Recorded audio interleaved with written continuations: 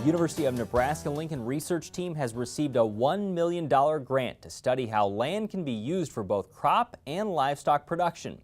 The award came from the Foundation for Food and Agriculture Research, or FFAR, a nonprofit group established by the 2014 Farm Bill that aims to use public-private partnerships. UNL Associate Professor and beef cattle nutritionist Jim MacDonald leads the university's team.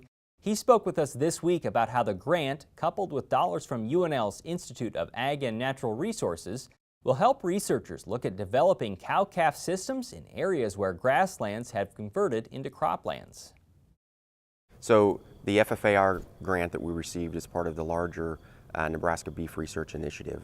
That was a $1.5 million investment made by the Institute of Agriculture and Natural Resources through some foundation grants and other donations that were made to make a strategic investment in beef cattle production systems. Of course, Nebraska has a long history of doing very valuable research in the area of beef cattle production systems. But things have changed, as they always do.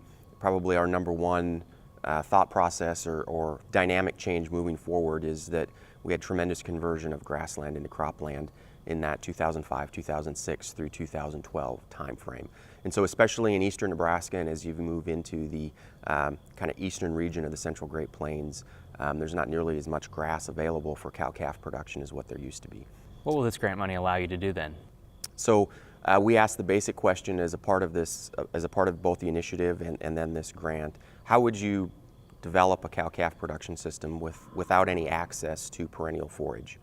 And so what we've done is build on the confinement cow work that took place over the past 5 years, and then we've also been working closely with some folks in agronomy looking at cover crops. And if we graze those cover crops, they're not really providing cover anymore, so we call them double crop annual forages, but very same concept where you come in after harvest and plant a secondary forage crop and then allow cows to graze that.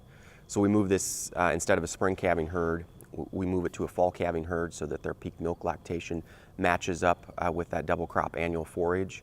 And then after the calves are weaned, they go to corn residue in the spring. And then in the summer, while the crops are growing, cows are in confinement feed, and they're fed a low quality residue with byproduct. You hinted at this, but can you go further into the opportunity that this might bring for younger farmers who are looking to get back to the farm or ranch? Right, so this isn't a new story, right? That it's really difficult for somebody who didn't grow up in production agriculture to have an opportunity to enter into that.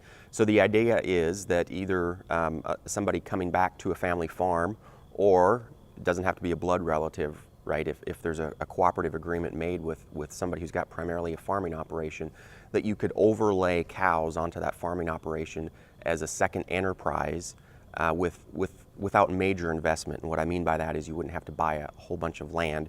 Really, you would have to have a small area where you could keep those cows in confinement during the summer and then utilize the cropping ground for forage resources as well. You said one of the other aspects will be an economic impact and kind of the cost to the farmer, or how hesitant or likely they are to adopt something like this. Yeah, of course, one of the major outcomes of this is it long-term profitable? And then what are the areas of risk that we need to be aware of, or that producers need to be aware of?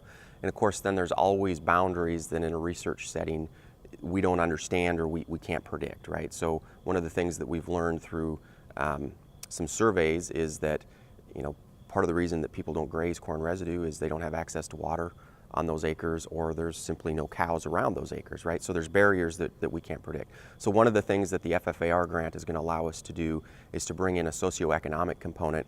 We've got somebody from Ag Econ who's going to really look closely at what are the barriers to adoption that we need to understand before we can move forward with this. As well, this will have a climate component. To what extent? Again, the FFAR dollars allow us to bring in some expertise from the School of Natural Resources to look at flux of methane, carbon dioxide, and water. That's really expensive equipment that we wouldn't be able to afford without some outside funds. And so within a production system, now not in a head box or in a chamber somewhere, but within a production system, we'll have the ability to measure those fluxes and compare how much greenhouse gas or how much carbon emissions result per unit of food, because we think we'll be producing more food per area or per acre with this integrated system. So it's a unique opportunity we wouldn't otherwise have the opportunity to do.